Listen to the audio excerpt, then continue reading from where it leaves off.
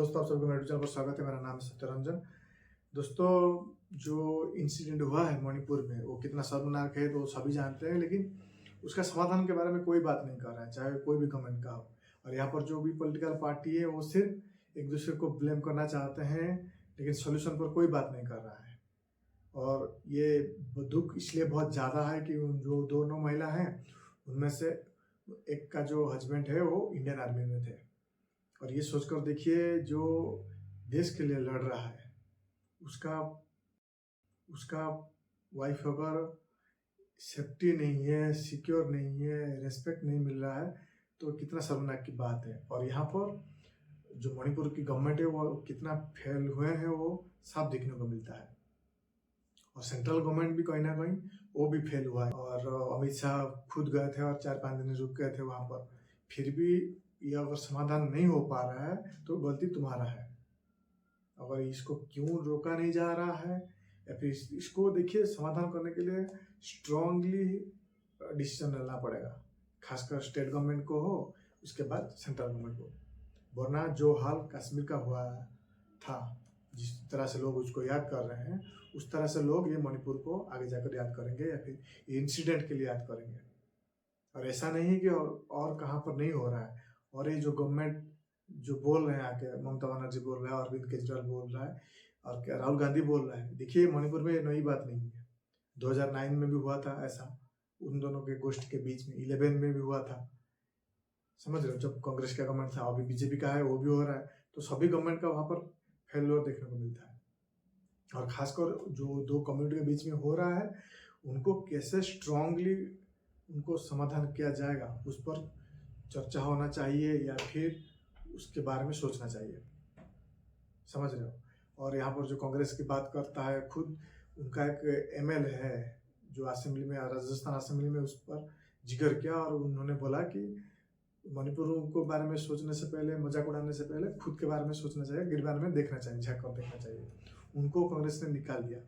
और जो कांग्रेस ये दावा कर रहा है कि समाधान चाहिए मणिपुर में, वो कांग्रेस का एमएलए अगर खुद के राज्य के बारे में बोल रहा है तो उसको निकाला दिया जाता है।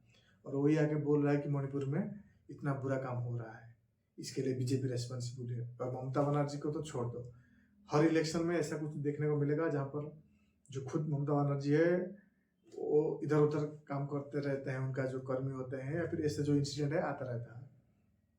तो कहीं ना कहीं बात सिर्फ ये इंसिडेंट की नहीं है, बात सॉल्यूशन की है। और जब भी जहाँ स्टेट पर होता है, ये देखिए, ये लोअर लेवल पर तो थोड़ा बहुत होता है, हर स्टेट में हुआ रहा है। और कहीं ना कहीं इस चीज़ को समाधान करने की ज़रूरत है। लेकिन जब कोई बात बड़ी लेवल पर हो जाता है तो उसको स्ट्रांगली समाधान, सॉल्यूशन कैसे मिलेगा, इसका समाधान कैसे होगा, उस पर बात करने की बहुत ज़रूरत है। और इस वहाँ पर बहुत सारे लोग फेल होते हैं।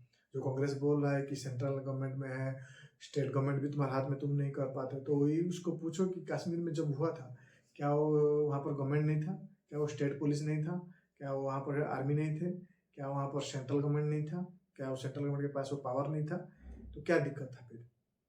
तो कहीं ना कहीं ये बीजेपी को ये इसके बारे में सोचना चाहिए। और खासकर जो मणिपुर का गवर्नमेंट है, उसको कैसे समाधान किया जाएगा, उस पर समाधान करने की जो कोशिश है वो जोरदार करनी चाहिए। वरना ये जो मणिपुर से लेकर अभी मिजोरम तक आ गया है, और ये सही नहीं है, एक डेमोक्रेसी के लिए सही नहीं है, एक देश की भविष्य के लिए सही नहीं है, और कोई भी पॉलिटिकल पार्टी हो उनके लिए भी सही नहीं है। मैं कोई भी पॉलिटिकल पार्टी को इंसल्ट नहीं करना चाहता हूँ, लेकिन ये सच्चाई है सबका, और सभी सच्चाई एक जैसा है।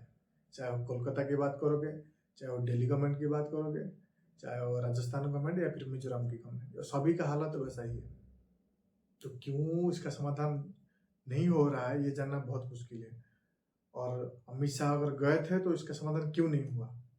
और आसाम राइफल अगर सॉल्व नहीं कर पा रहा है, और यहाँ पर दिक्कत आता है कि वहाँ की जो स्टेट पुलिस है वो भी डिवाइड हो गए हैं उन दोनों गोष्ठी के बीच में। तो फिर आर्मी को क्यों वहाँ पर नहीं ले आ जा रहा है? या फिर जो भी और भी बड़े पोस्ट पर है, चाहे कमांडो फमांडो, जो भी उनको चाहिए वहाँ पर, जिसे भी करके उनको समाधान करने की जरूरत है, उसका स्टेप जो है लेना चाहिए। समझ रहे हो। तो यही है दिक्कत। और ये दो लोग जो सिर्फ दूसरों को गिराने की साजिश कर रहे हैं, क्योंकि आगे इलेक्शन है और ये सब नीचे गिराकर खुद की वाहवाही लेना चाहते हैं। ये सभी लोग एक जैसे हैं। तो आपको सोच समझ कर कदम लेने की जरूरत है, और ये जो किए हैं लोग उनको बहुत एक्शन लेना चाहिए, स्ट्रिक्टली उनके अगेंस्ट एक्शन लेना चाहिए। थैंक्स फॉर वॉचिंग दोस्तों, नमस्ते।